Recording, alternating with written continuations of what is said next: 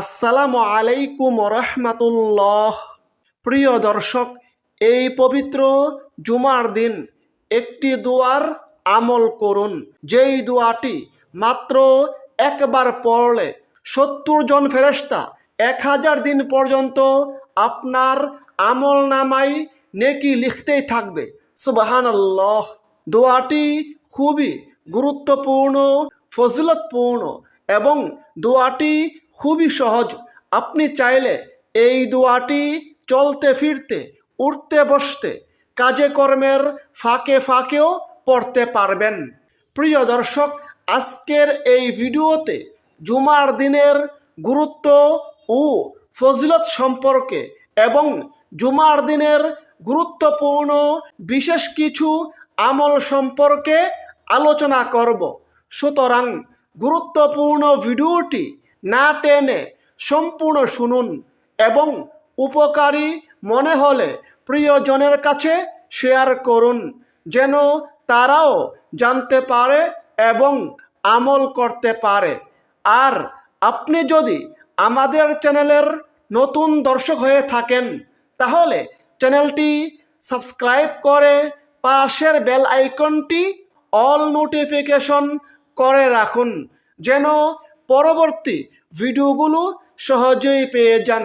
প্রিয় দর্শক, আজ পবিত্র জুমার দিন বা শুক্রবার, সপ্তাহের মধ্যে খুবই গুরুত্বপূর্ণ, ফজিলতপূর্ণ একটি দিন। ইসলামের দৃষ্টিতে এই দিনের মর্যাদা ও ফজিলত অনেক বেশি। ফজিলতের কারণে এই দিনকে সাপ্তাহিক ঈদের দিন বলা হয়েছে। এ প্রসঙ্গে হাদিসে রয়েছে, আল্লাহর রাসূল সাল্লাল্লাহু আলাইহি সাল্লাম বলেছেন, জুমার দিন সপ্তাহের মধ্যে শ্রেষ্ঠ এবং তা আল্লাহ তাআলার নিকট অধিক সম্মানিত। ইবনে মাজাহ হাদিস নম্বর 1084।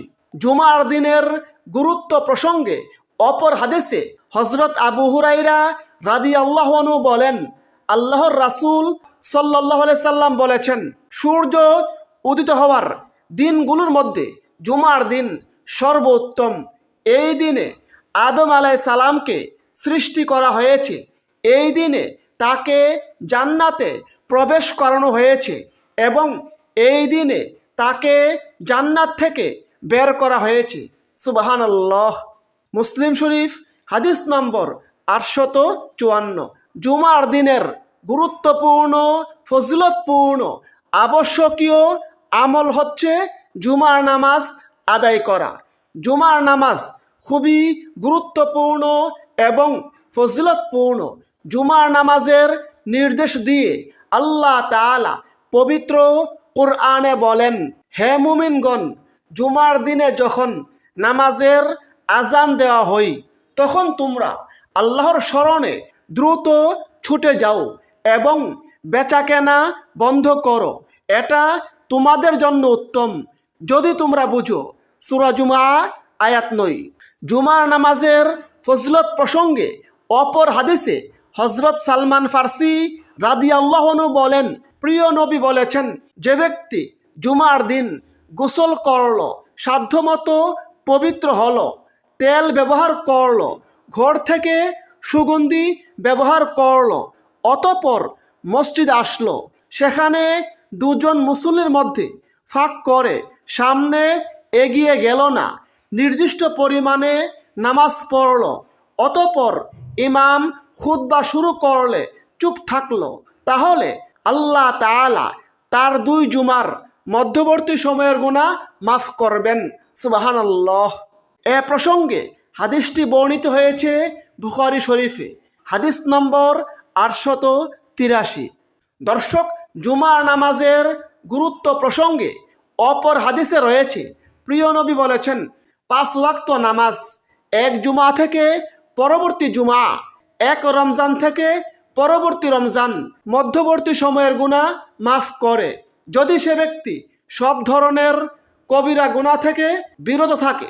এ প্রসঙ্গে হাদিসটি বর্ণিত হয়েছে মুসলিম শরীফে, হাদিস নম্বর 233। প্রিয় দর্শক, জুমার দিনের অন্যতম গুরুত্বপূর্ণ, ফজিলতপূর্ণ আমল হচ্ছে বেশি বেশি পরিমাণে দুরূদ শরীফের আমল করা। দুরূদ শরীফ খুবই গুরুত্বপূর্ণ ফজিলতপূর্ণ আমল। দুরূদ পাঠের নির্দেশ দিয়ে আল্লাহ তাআলা পবিত্র কোরআনে বলেন, নিশ্চয়ই আল্লাহ ও তার ফেরেশতাগণ নবীর প্রতি দুরূদ পাঠপূর্বক সালাম প্রেরণ করিয়া থাকে। হে মুমিনগণ, তোমরাও তাহার প্রতি দুরূদ পাঠ করো এবং সালাম প্রেরণ করো। সূরা আহজাব আয়াত 56। তাছাড়া জুমার দিন বেশি বেশি পরিমাণে রাসূলের প্রতি দুরূদ পড়ার জন্য স্বয়ং নবীজি হাদিসে পাকে নির্দেশ করেছেন। এ প্রসঙ্গে হাদিসে রয়েছে, প্রিয় নবী সাল্লাল্লাহু আলাইহি সাল্লাম বলেছেন, দিন সমূহের মধ্যে জুমার দিন সর্বোত্তম। এই দিনে আদম আলাইহিস সালামকে সৃষ্টি করা হয়েছে। এই দিনে তিনি ইন্তেকাল করেছেন। এই দিনে সিংহায় ফু দেওয়া হবে। এই দিনে সকল সৃষ্টিকে বেহুশ করা হবে। অতএব তোমরা এই দিনে অর্থাৎ জুমার দিনে আমার প্রতি বেশি বেশি পরিমাণে দুরূদ পাঠ করো, কেননা তোমাদের দুরূদ আমার সম্মুখে উপস্থাপন করা হই। সুবহানাল্লাহ। এ প্রসঙ্গে হাদিসটি বর্ণিত হয়েছে আবু দাউদ শরীফে। দুরূদ পাঠের গুরুত্ব প্রসঙ্গে হাদিসে রয়েছে, যদি কোনো ব্যক্তি একবার রাসূলের প্রতি দুরূদ পাঠ করে, বিনিময়ে আল্লাহ তাআলা তার উপর 10টি রহমত নাজিল করেন, তার 10টি গুনাহ মাফ করেন, তার আমল নামায় 10টি নেকি দান করেন এবং তার মর্যাদা 10 গুণ বাড়িয়ে দেন। সুবহানাল্লাহ। তাছাড়া প্রিয় দর্শক, হাদিসে রয়েছে, যদি কোনো ব্যক্তি বেশি বেশি পরিমাণে রাসূলের মহব্বত নিয়ে রাসূলের প্রতি দুরূদ পাঠ করে, তাহলে কাল কিয়ামতের দিন নবীজি ওই ব্যক্তির জন্য সুপারিশ করবেন এবং ওই ব্যক্তি কাল কিয়ামতের দিন নবীজিকে দেখে চিনতে পারবেন। সুবহানাল্লাহ। সেক্ষেত্রে আপনি যে কোনো দুরূদ শরীফের মাধ্যমে আমল করতে পারেন। আজকের এই ভিডিওতে একটি দুরূদ শরীফ বাংলা উচ্চারণ সহ শিখিয়ে দিচ্ছি। দুরূদ শরীফটি হচ্ছে, আল্লাহুম্মা সাল্লি আলা মুহাম্মাদিন আবদিকা ওয়া রাসূলিকা ওয়া আলাল মুমিনিনা ওয়াল মুমিনাতি ওয়াল মুসলিমিনা ওয়াল মুসলিমাত। দর্শক, আজ পবিত্র জুমার দিন, গুরুত্বপূর্ণ ফজিলতপূর্ণ এই দিনে বা রাতে বেশি বেশি পরিমাণে এই দুরূদ শরীফের আমল করুন। তবে কমপক্ষে 100 বার হলেও এই দুরূদ শরীফটি পড়ার চেষ্টা করুন।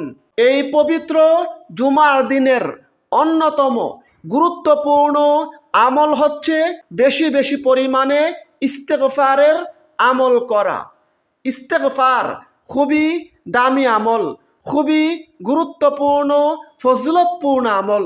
সেজন্যই আমাদের প্রিয় নবী প্রত্যেক দিন 70 থেকে 100 বারের বেশি আল্লাহ তাআলার কাছে ইস্তেগফার বা ক্ষমা প্রার্থনা করতেন। দর্শক, ইস্তেগফার মানে হচ্ছে আল্লাহ তাআলার কাছে অনুতপ্ত হওয়া, ক্ষমা প্রার্থনা করা। আবার কখনো আস্তাগফিরুল্লাহ অথবা আল্লাহুম্মা গফিরলি এই ধরনের বাক্য পড়াকেও ইস্তেগফার বলা হয়। ইস্তেগফারের আমলের মাধ্যমে আল্লাহ তাআলা বান্দার প্রতি সন্তুষ্ট হয়ে যান।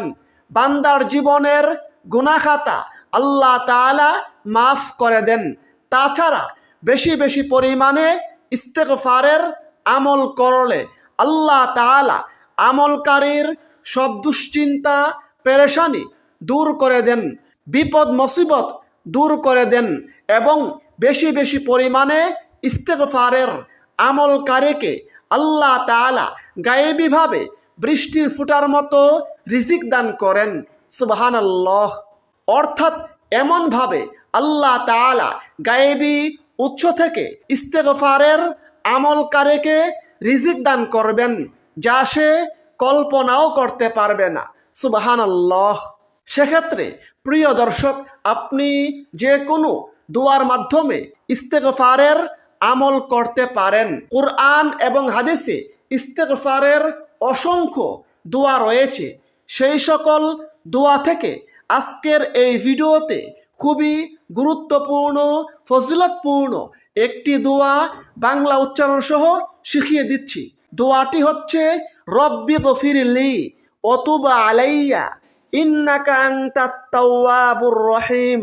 অর্থ, হে আমার প্রভু, আপনি আমাকে ক্ষমা করুন, আমার তাওবা কবুল করুন, নিশ্চয়ই আপনি তাওবা কবুলকারী করুণাময়ী।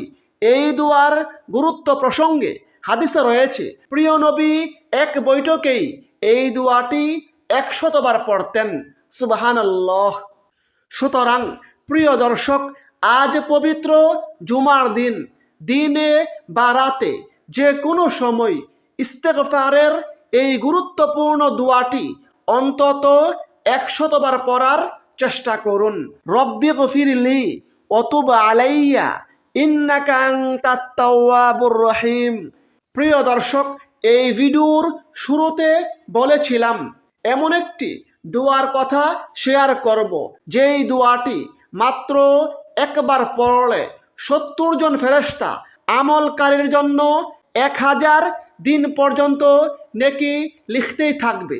সেই গুরুত্বপূর্ণ ফজিলতপূর্ণ দোয়াটি হচ্ছে জাযাল্লাহু আন্না মুহাম্মাদান মা হুয়া আহলুহু।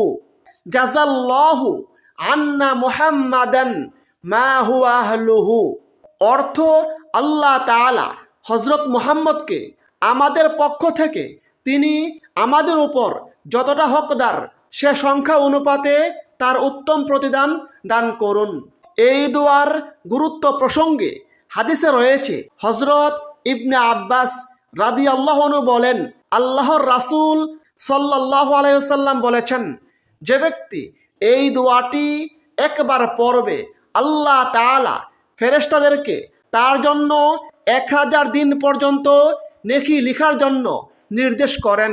সুবহানাল্লাহ।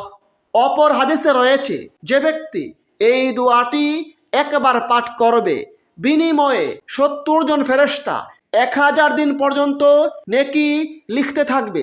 সুবহানাল্লাহ। অপর হাদিসে রয়েছে, এই দোয়াটি একবার পড়লে 70 জন ফেরেশতা 1000 দিন পর্যন্ত নেকি লিখতে লিখতে ক্লান্ত হয়ে যাবে। সুবহানাল্লাহ। দর্শক, এই দোয়াটি প্রসঙ্গে বিভিন্ন হাদিসে বর্ণিত হয়েছে। কিতাবের নামগুলো ভিডিও স্ক্রিনে তুলে ধরেছি। প্রিয় দর্শক, আজ পবিত্র জুমার দিন গুরুত্বপূর্ণ ফজিলতপূর্ণ আরও একটি আমল করুন। সেটি হচ্ছে মাত্র 3 শব্দের একটি জিকির। যেই জিকিরটি যদি আপনি 100 বার করেন, তাহলে এই জীবনের সকল সগীরা গুনাহ আল্লাহ তাআলা মাফ করে দিবেন। সেই গুরুত্বপূর্ণ ফজিলতপূর্ণ জিকির হচ্ছে সুবহানাল্লাহি ওয়া বিহামদিহি। এর গুরুত্ব ও ফজিলত প্রসঙ্গে হাদিসে রয়েছে, নবীজি বলেছেন, যে ব্যক্তি প্রত্যেক দিন 100 বার সুবহানাল্লাহি ওয়া বিহামদিহি পড়বে, আল্লাহ তাআলা ওই ব্যক্তির জীবনের সকল সগীরা গুনাহ মাফ করে দিবেন, যদিও তা সমুদ্রের ফেনা পরিমাণ হয়। সুবহানাল্লাহ। এই জিকিরের ফজিলত প্রসঙ্গে অপর হাদিসে রয়েছে, যে ব্যক্তি প্রত্যেক দিন 100 বার সুবহানাল্লাহি ওয়া বিহামদিহি পড়বে, কিয়ামতের দিন ওই ব্যক্তি সবচেয়ে বেশি নেকির অধিকারী হবে। সুবহানাল্লাহ। মহান আল্লাহ তাআলা আমাদের সকলকে এই পবিত্র জুমার দিনে গুরুত্বপূর্ণ ফজিলতপূর্ণ এই আমলগুলো গুরুত্বের সঙ্গে পালন করার তৌফিক দান করুন। আমিন। আসসালামু আলাইকুম ওয়া রাহমাতুল্লাহ।